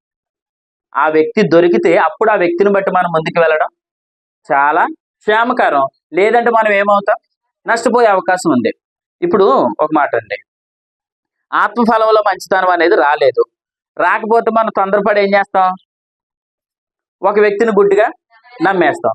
ఒక వ్యక్తిని గుడ్డిగా నమ్మేసి మనం ముందుకు వెళ్ళిపోయాం అనుకోండి, అప్పుడు ఆ వ్యక్తి ద్వారా నష్టం అనేది జరిగింది అనుకోండి, అప్పుడు మరలా మనం వెనక్కి రావడానికి అవకాశం ఉంటుందా? నష్టం అయిపోయిన తర్వాత మరలా మనం సరిదిద్దుకోవడానికి అవకాశం ఉంటుందా? ఖచ్చితంగా అవకాశం ఉండదు. కాబట్టి మనం ఎప్పుడు జాగ్రత్త పడాలి? ముందుగానే జాగ్రత్త పడాలి. అందుకే ప్రభువులో చెప్పాడు, దీపం ఉండగానే ఇల్లు చక్క పెట్టుకోవాలి. ముందుగానే మనం ఎప్పుడు జాగ్రత్త పడడం చాలా అవసరం. నేను ఎలా అంటున్నాను? ముందుగానే దేవుడు మనకి ఎందుకు ఈ విషయాలు చెప్తున్నాడు? మన కుటుంబాలు క్షేమంగా ఉండాలి కాబట్టి. ప్రభు ఏం ప్రేమిస్తున్నాడు అంటే సంఘాన్ని ప్రేమిస్తున్నాడు. అంతేకాదు ఆయన కుటుంబాలను కూడా ప్రేమిస్తున్నాడు. ఎందుకంటే కుటుంబాల్లో ఎంత క్షేమం ఉంటే సంఘం అంత అభివృద్ధి చెందుతుంది. కుటుంబాల్లో క్షేమం లేకుండా ఈరోజు భార్యాభర్తల గొడవలు, భార్యాభర్తల మధ్య వివాదాలు, ఇటువంటి పరిస్థితులు జరుగుతున్నప్పుడు కుటుంబాల్లో నెమ్మది లేకపోతే సంఘానికి కూడా ఏముండదు? సంఘానికి అభివృద్ధి అనేది ఉండదు. ఎందుకంటే ఆ సంఘానికి వెళ్తున్న కుటుంబాలు ఏమో కొట్లాడేసుకుంటున్నారు అనుకోండి, దెబ్బలాడేసుకుంటున్నారు అనుకోండి, అప్పుడు సంఘానికి క్షేమాభివృద్ధి అనేది ఖచ్చితంగా ఉండదు. అందుకు ప్రభు ఏం చెప్తున్నాడంటే, ఇటువంటి పరిస్థితులు ముందుగానే జరగకుండానే మీ ఇరువురు జీవితాల్లోనికి ఎవరు రాకూడదు? మూడో వ్యక్తి రాకూడదు. మూడో వ్యక్తి ఎప్పుడు వస్తాడు? మీరు అవకాశం ఇచ్చిన. మీరు ఎప్పుడు అవకాశం ఇస్తారు? ఒక వ్యక్తిని మంచోడని ఎంచి, ఒక వ్యక్తిని లేదా ఒక స్త్రీనిగా నువ్వు మంచోడని ఎంచితే ఆ వ్యక్తి మీ కుటుంబంలోనికి వస్తాడు. ఆ కుటుంబంలోనికి వస్తే నీ రహస్యాలన్నీ ఆ వ్యక్తికి చెప్తే రేపొద్దున ఆ వ్యక్తి వల్ల నీ కుటుంబం ఏమవుతుంది? నష్టపోతుంది. అందుకే మీ ఇరువురు మధ్యలోనికి మరొక వ్యక్తికి అవకాశం ఇవ్వకండి. మరొక వ్యక్తికి అవకాశం ఇస్తే ఆ వ్యక్తి ఆత్మఫలంలో ఉన్న మంచితనం ఉందో లేదో చూసుకోండి.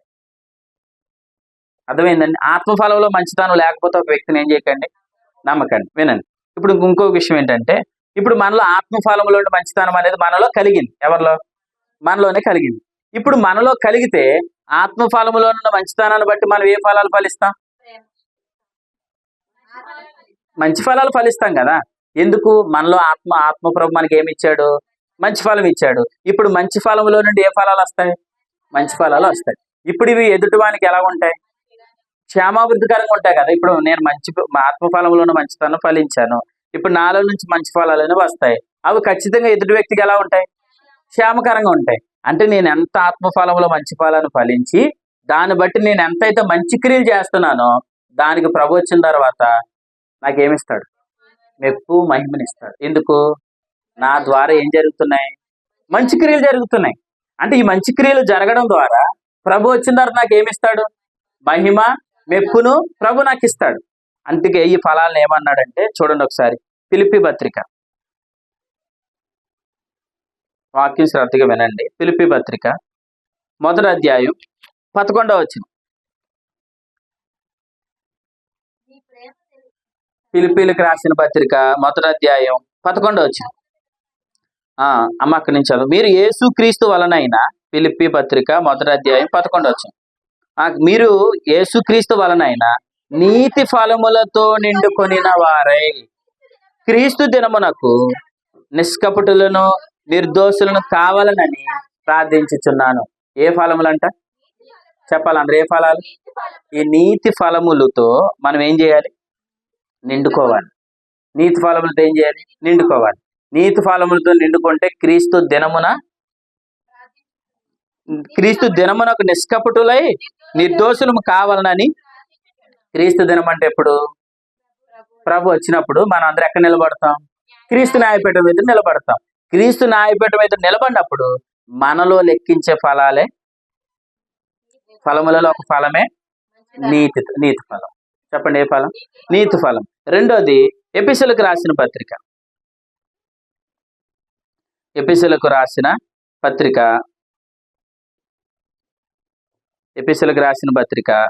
5వ అధ్యాయం. ఎఫెసీయులకు రాసిన పత్రిక 5వ అధ్యాయం 9వ వచనం చదువుతారా? వెలుగు ఫలము. ఏ ఫలం ఇది? ఏ ఫలము? వెలుగు ఫలం. కింద ఫిలిప్పీ పత్రికలో చదివిన ఫలం ఏంటి? నీతి ఫలం. ఇది వెలుగు ఫలం. ఇంతకీ ఈ ఫలాలన్నిటికీ క్రీస్తు న్యాయపీఠం ఎదుట ఏం చేస్తాడు? క్రీస్తు న్యాయపీఠం ఎదుట మనల్ని ఏమి లెక్కిస్తాడు? నువ్వు ఎంత మంచోడు అని లెక్కిస్తాడా? నువ్వు ఎన్ని ఫలాలు ఫలించావని లెక్కిస్తాడా? ఎన్ని ఫలాలు ఫలించావు? అక్కడికి వెళ్ళిన తర్వాత మనం నిండుకోనాలి. దేంతోని? ఫలములతో నిండుకోనాలి. యేసుక్రీస్తు ప్రభులు వారు అంజూరపు చెట్టును చూసినప్పుడు అంజూరపు చెట్టు ఎలా ఉందంట? ఆకులు తప్ప ఫలాలు లేవు. ఏమి లేవు? ఆకులు తప్ప ఫలాలు లేవు. అప్పుడు ఏమన్నాడు ఆ యజమానుడు? ఏమన్నాడంటే, ఇది ఆల్రెడీ 3 సంవత్సరాల నుంచి వస్తున్నాం, దీన్ని నరికివేయండి అని అన్నాడు. అప్పుడు తోటమాల అంటున్నా, లేదయ్యా మరొకసారి చూద్దాం. అప్పుడు అవకాశం ఉంది. కానీ ఇంకా అక్కడికి వెళ్ళిన తర్వాత ప్రభు అంటాడు, నువ్వు ఎంత ఫలించావని అడుగుతాడు. నీలో ఎన్ని నీతి ఫలాలు ఉన్నాయి, ఎన్నో వెలుగు ఫలాలు ఉన్నాయి, ఇవన్నీ అక్కడ పరీక్ష జరుగుతుంది. నేను ఎలా అంటున్నాను, అక్కడికి వెళ్ళిన తర్వాత నువ్వు కుమారుడువో కాదో పరీక్షిస్తాడా? కుమారుడువో కాదో పరీక్షిస్తాడా? ఎందుకు పరీక్షించడు? వెరీ గుడ్, దేవునికి స్తోత్రం. ఆల్రెడీ కుమారులం కాబట్టి కుమారులు ఎక్కడికి వెళ్తారు? క్రీస్తు న్యాయపీఠం దగ్గరికి వెళ్ళే వాళ్ళందరూ ఎవరు? కుమారులే. కుమారులు ఎందుకు వెళ్తున్నారు అక్కడికి? ఫలించిన దానికి బహుమానం తీసుకోవడానికి వెళ్ళబోతున్నాం మనం అందరం. కానీ అక్కడికి వెళ్ళిన తర్వాత నువ్వు నా కుమారుడువా కాదా, అది లెక్కింపు ఉండదు. ఎందుకంటే ఆల్రెడీ మనం కుమారులమే కాబట్టి ప్రభు వస్తే మనం ఎత్తబడతాం, క్రీస్తు న్యాయపీఠం ఎదుట నిలబడతాం. అప్పుడు మనం ఎంత ఫలించామో ఆ ఫలమును బట్టి దేవుడు మనకి ఏమిస్తాడు? మెప్పును, మహిమ, బహుమానాన్ని ఇస్తాడు. ఇప్పుడు నేను ఎలా అంటున్నాను, ఇప్పుడు మనం నీతి ఫలాలతోనూ మంచి ఫలాలతో మనం నిండుకోవాలంటే అసలు ముందు మనం ఏ ఫలం ఫలించాలి? ఆత్మ ఫలములో నుండి వచ్చే మంచి ఫలం ఫలించాలి. ఇప్పుడు ఆత్మ ఫలములో ఉన్న మంచి ఫలాన్ని ఫలిస్తేనే ఈ ఫలమును బట్టి మనం మంచి క్రియ చేయగలుగుతాం. నేను ఎలా అంటాను, ఆత్మ ఫలంలో ఉన్న మంచితనం అనే ఫలం మనలోనికి రాలేదు. కానీ మనం ఏం చేస్తున్నాం? మంచి పనులు చేస్తున్నాం. ఎందుకు చేస్తాం మంచి పనులన్నీ? నీతిమంతులు అవడానికి చేస్తాం. ఇప్పుడు నీతిమంతులు అవడానికి చేసే క్రియలన్నీ క్రీస్తు న్యాయపీఠం దగ్గరికి వెళ్తాయా? వెళ్ళవు. కానీ మనం ఏమనుకుంటాం? వెళ్ళిపోతున్నాయి కదా అని అనుకుంటాం. అక్కడికి వెళ్ళిన తర్వాత అవేమి వెనకాల రావు. మనం ఏమనుకుంటాం, చాలా చేశాను కదా అని వెనక్కి చూసుకుంటే ఏముండదు. అర్థమైంది? అంటే ఈరోజు చాలా మంది కూడా చేసే వేటి కోసం? నీతిమంతులు అవడం కొరకే చేస్తున్నారు. అవేవి క్రీస్తు న్యాయపీఠం దగ్గరికి రావు. కానీ నీవు నీతిమంతుడు అని ఎరిగి ఆత్మానుసారంగా నువ్వు జీవిస్తే, ఆత్మానుసారంగా జీవించడం బట్టి కలిగేది ఆత్మఫలంలో ఉన్న మంచితనం. ఆ మంచితనం కలిగిన తర్వాత నువ్వు చేసే మంచి ఫలాలు లేదా మంచి క్రియలన్నిటికీ క్రీస్తు న్యాయపీఠం ఎదురేమో లెక్కింపు అవుతుంది. ఆ లెక్కింపు జరిగినప్పుడు నువ్వు ఎంత ఫలం ఫలించావో అంత బహుమానాన్ని ఇస్తాడు. అర్థమైందా? మీరందరూ క్రీస్తు న్యాయపీఠం దగ్గరికి వస్తారు, మీరందరూ ప్రభు ఎదురు నిలబడతారు, మనం అందరూ క్రీస్తు న్యాయపీఠం మీద నిలబడతాం. కానీ అందరికి ఒకే మహిమ ఉంటుందా? ఉండదు. అందరికి ఒకే బహుమానం ఉంటుందా? అందరికి ఒకే కిరీటాలు ఉంటాయా? ఉండవు. నేను ఎలా అంటున్నాను, ఎవరికి ఎక్కువ ఉంటాయో ఎవరికి తక్కువ ఉంటాయో అక్కడ తెలుస్తుంది. కాబట్టి నేను ఎలా అంటున్నాను, ఇప్పటికైనా నాకు ఉంటాయో లేదని డౌట్ ఉంటే ఎక్కడికైనా నువ్వు మంచి గురించి. దేని కొరకు? పరలోకం వెళ్ళడం కోసం కాదు, పరలోకంలో కూర్చున్నానని నమ్మి నేను ఆల్రెడీ క్రీస్తు కుమారునని నమ్మి అప్పుడు నువ్వు మంచి మంచి క్రియలు చేయి. ఆ మంచి క్రియల ద్వారా ప్రభు ఎదుట ఏమొస్తుంది? మనకి మెప్పు, మహిమ, బహుమానం వస్తుంది. నేను ఎలా అంటున్నాను, అక్కడ ఫలం పోగొట్టుకుంటే, అక్కడ ఫలం పోగొట్టుకోవచ్చా? పోగొట్టుకోకూడదు. అందుకంటున్నాడు చూడండి, యోహాను గారు రాసిన రెండవ పత్రిక మొదటి అధ్యాయం 8వ వచనం. యోహాను గారు రాసిన రెండవ పత్రిక మొదటి అధ్యాయం 8వ వచనం. మేము మీ మధ్యన నెరవేర్చిన కార్యములను చెడగొట్టుకొనక, మీరు చెడగొట్టుకోకుండా మీరు పూర్ణ ఫలము పొందినట్లు. ఎక్కడ పొందుతారు పూర్ణ ఫలం? పూర్ణ ఫలం ఎక్కడ పొందుతారు? క్రీస్తు న్యాయపీఠం ఎదుట. అర్థమైందా? క్రీస్తు న్యాయపీఠం ఎదుట మనం పూర్ణ ఫలం పొందుతాం.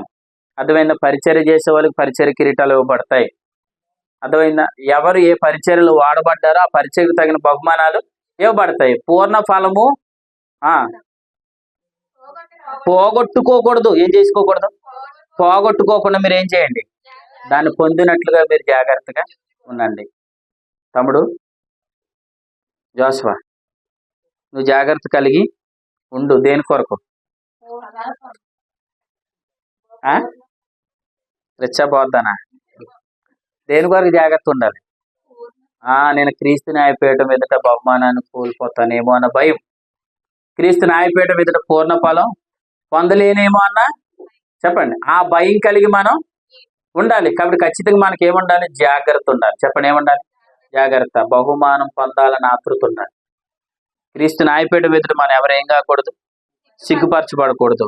కానీ చివరిగా నేను 2 మాటలు చెప్పి ముగిస్తాను. చూడండి, ఎబ్రిల్కి రాసిన పత్రిక చూడండి. బైబిల్ అందరూ ఎబ్రిల్కి రాసిన పత్రిక 11వ అధ్యాయం. ఎబ్రిల్కి రాసిన పత్రిక 11వ అధ్యాయం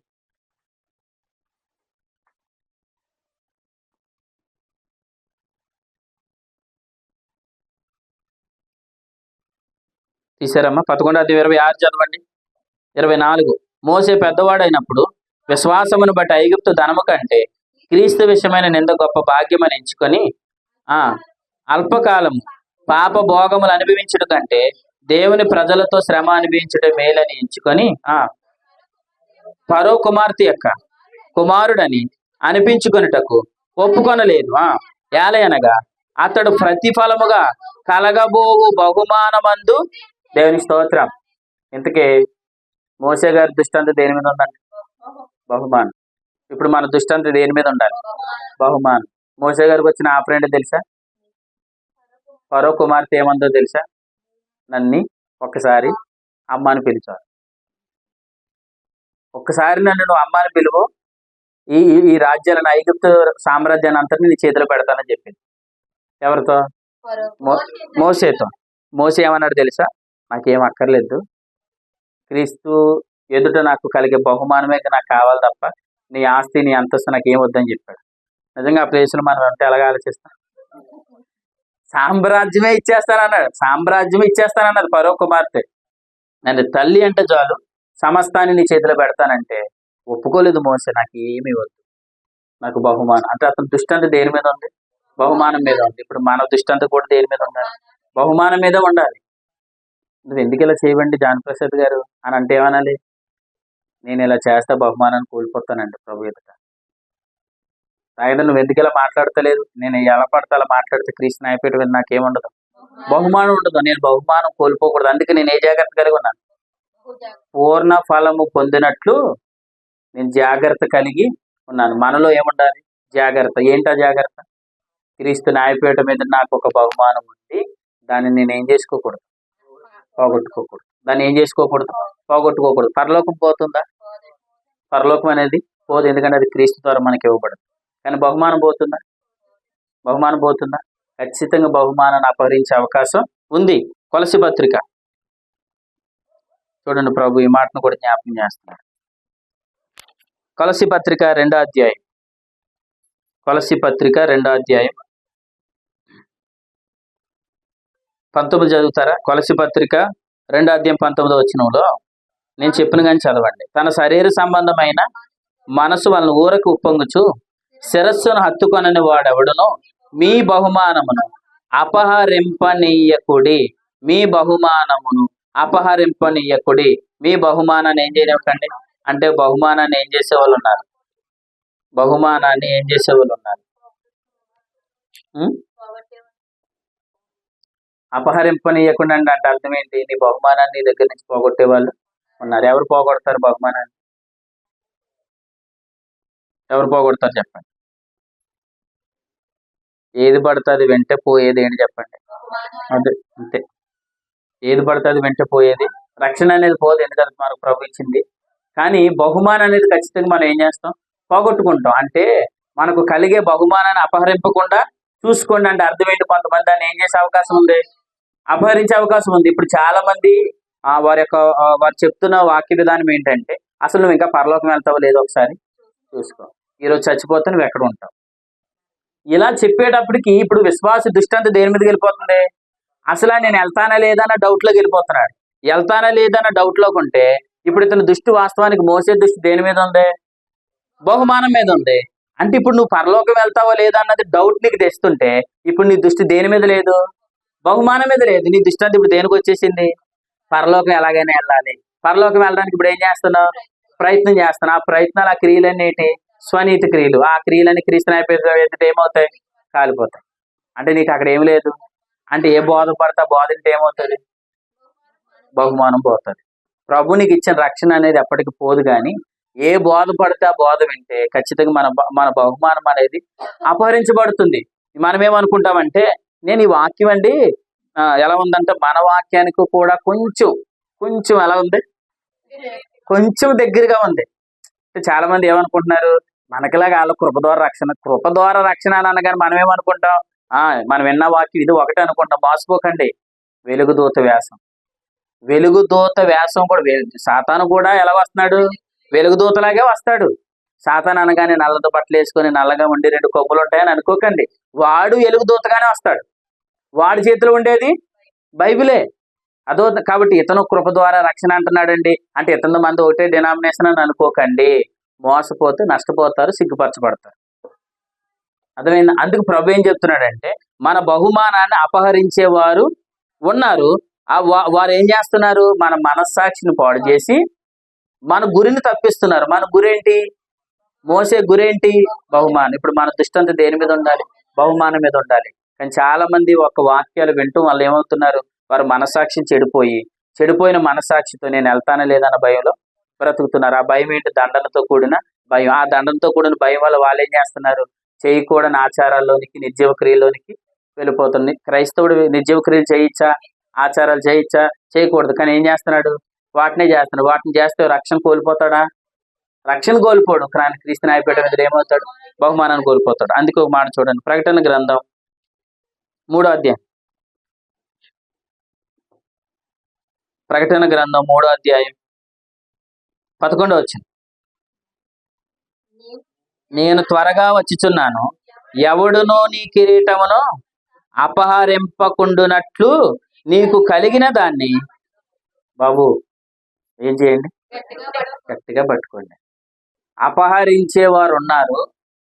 ఎవరునూ అపహరింపకుండునట్లు నీకు కలిగిన దాన్ని, విశ్వాస వాక్యాన్ని గట్టిగా పట్టుకో. అర్థమైందా? ఈ నీతికి కారణమగు పరిచర్యను గట్టిగా పట్టుకోండి. ఈ కృపను గట్టిగా పట్టుకోండి.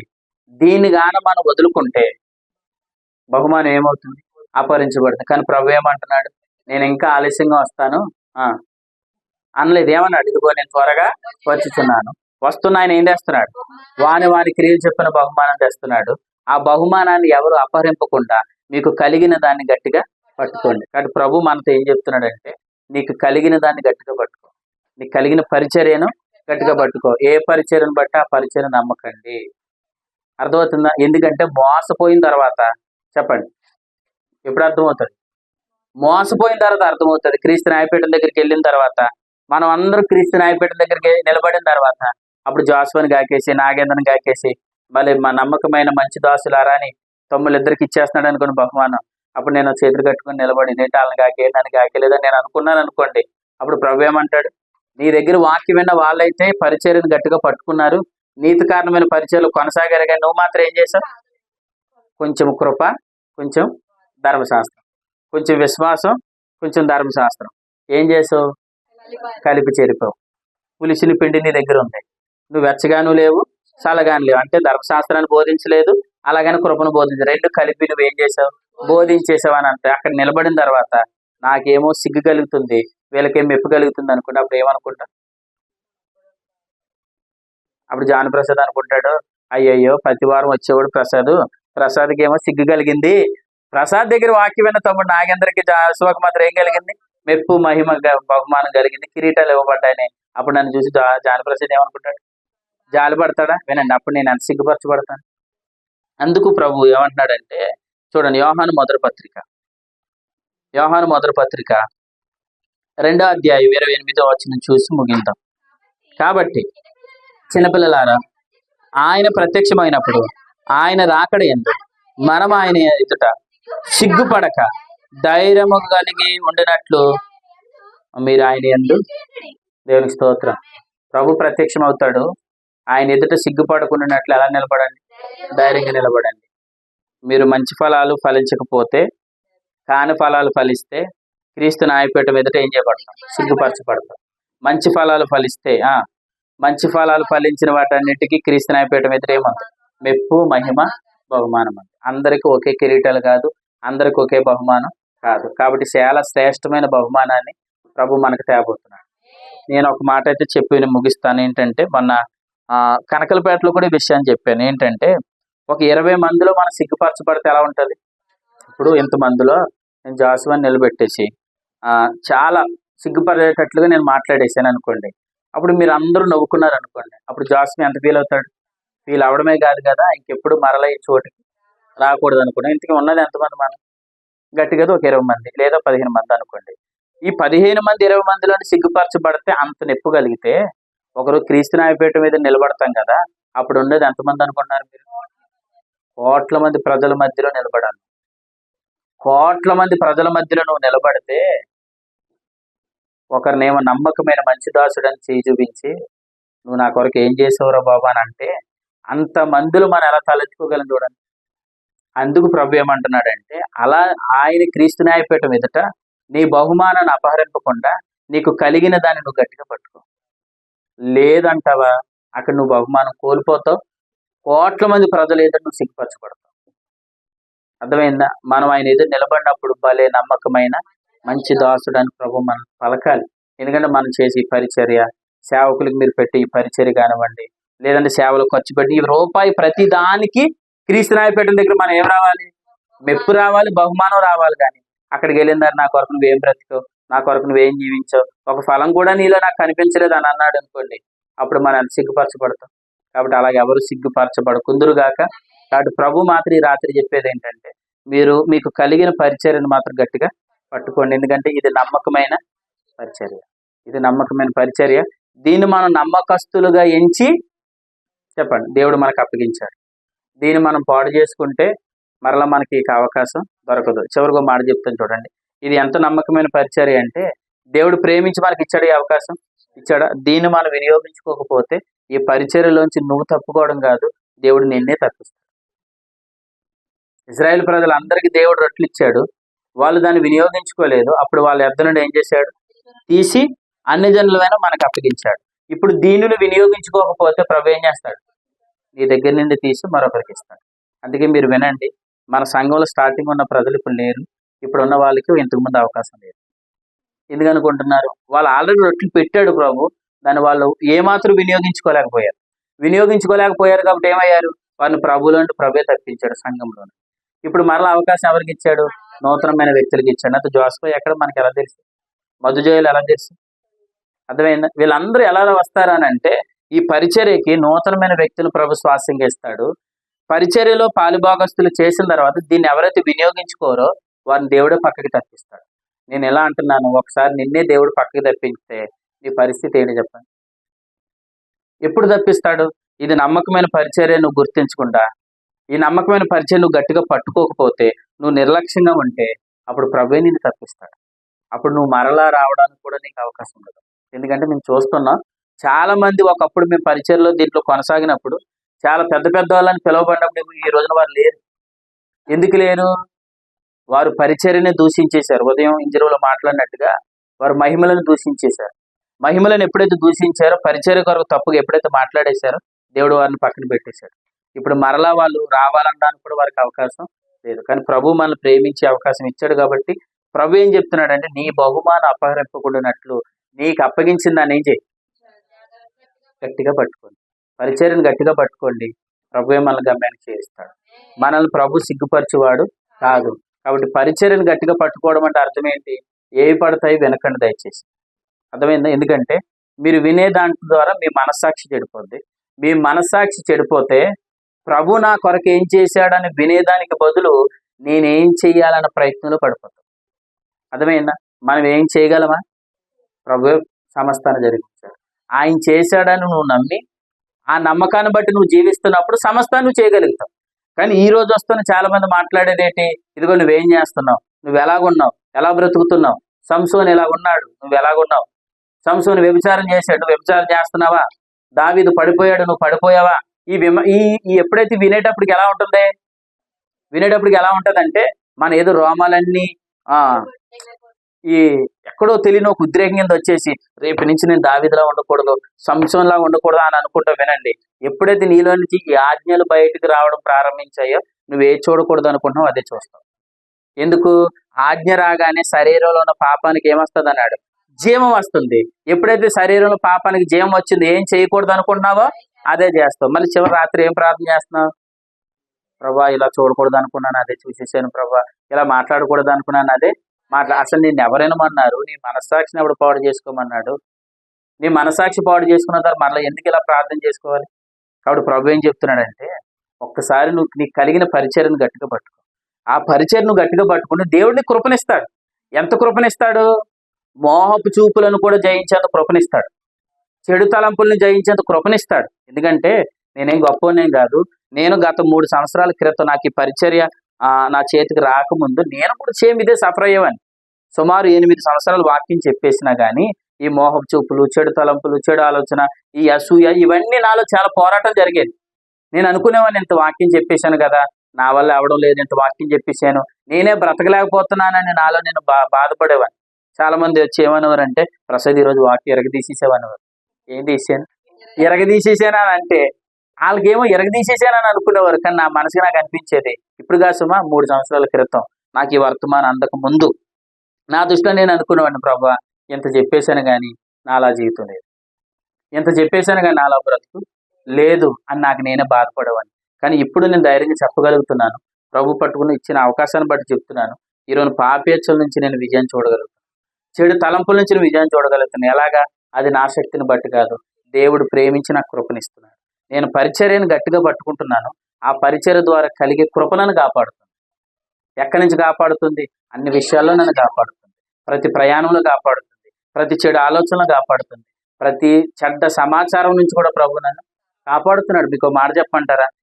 మనకి ఎందకో మాట ప్రభు జ్ఞాపం చేశాడు. చెడు వ్యక్తులు వచ్చి నీ దగ్గర చెడ్డ సమాచారం చెప్తారు చూసారా, వాళ్ళ నుంచి కూడా దేవుడు నేను కాపాడతాడు. అర్థమైందా? ఎవరు నీకు దగ్గర చేస్తే నీకు క్షేమం వారిని దగ్గర చేస్తాడు, ఎవరి ద్వారా నీకు నష్టమో వారిని దేవుడే దూరం చేసేస్తాడు. కొంతమందిని మా జీవితంలో నుండి చాలా దూరం చేశాడు. ఎంత దూరం అంటే ఇప్పటికీ వాళ్ళు మా కళ్ళ ముందు కనబడతారు. అంత దూరం చేశాడు. కానీ నూతన వ్యక్తులతో ఈ రోజున గొప్ప సహవాసాన్ని ఇచ్చాడు. ఇది ఆత్మను బట్టి ప్రేమించే ప్రేమ, విశ్వాసాన్ని బట్టి ప్రేమించే ప్రేమికులను ప్రభు మనకిస్తాడు. అటువంటి ప్రేమికులు సంఘంలో లేచుదురుగాక. శరీరాన్ని బట్టి ఎప్పుడు ప్రేమించేవారు మనకు శాశ్వతం ఉండరు.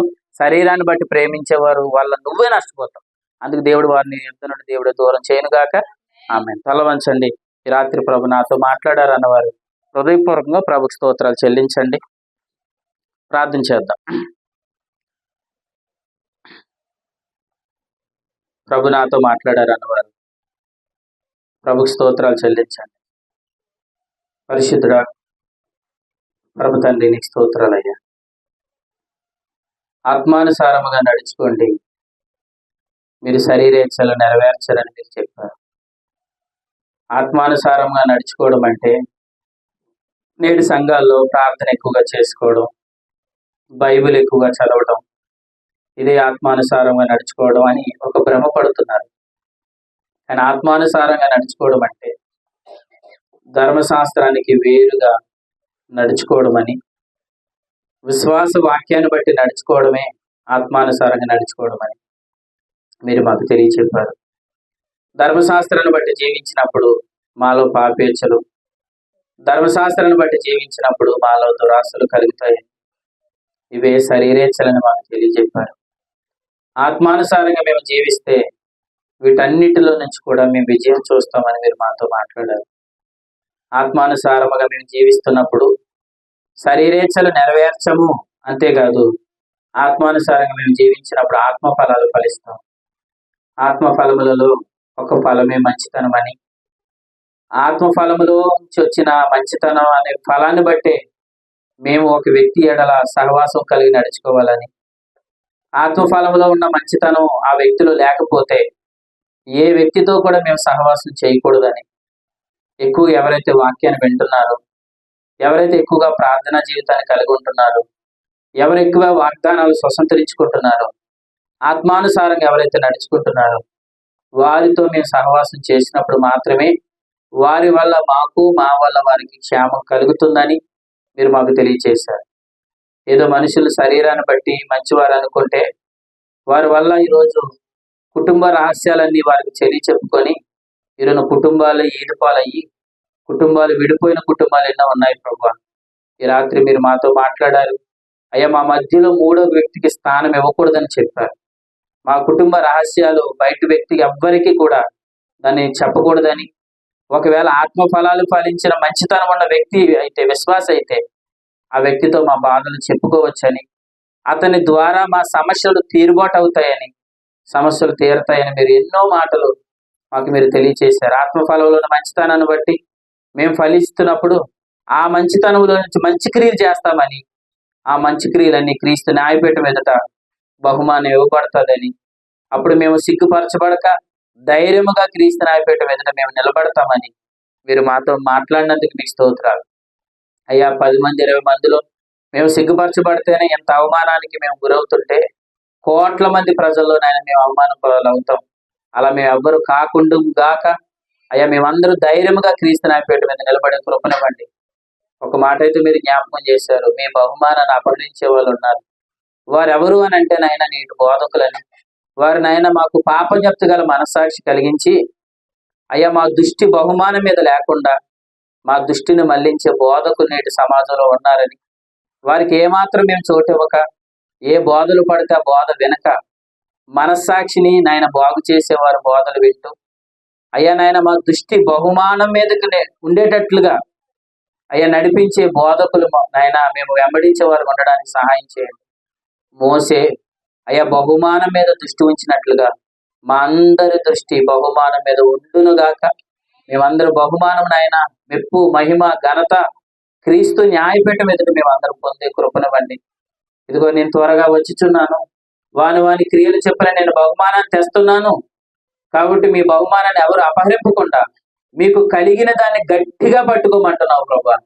అవును నాయన, మమ్మల్ని నమ్మకస్తులుగా ఎంచి మీరు మాకు అప్పగించిన ఈ నమ్మకమైన పరిచర్య, ఈ కృపా సువార్త, విశ్వాస సంబంధమైన దేవుని ఏర్పాటును మేము గట్టిగా పట్టుకొని ముందుకు సాగే కృపనివ్వండి. దీన్ని ఎవరైనా పాడు చేసుకుంటే వారికి మరలా అవకాశం ఇవ్వబడదని మీరు చెప్పారు. అనేకులు పాడు చేసుకుంటున్నారు, వారిని మీరే తప్పించేస్తున్నారు. నూతనమైన వ్యక్తులకి మీరు అవకాశం ఇస్తున్నారు.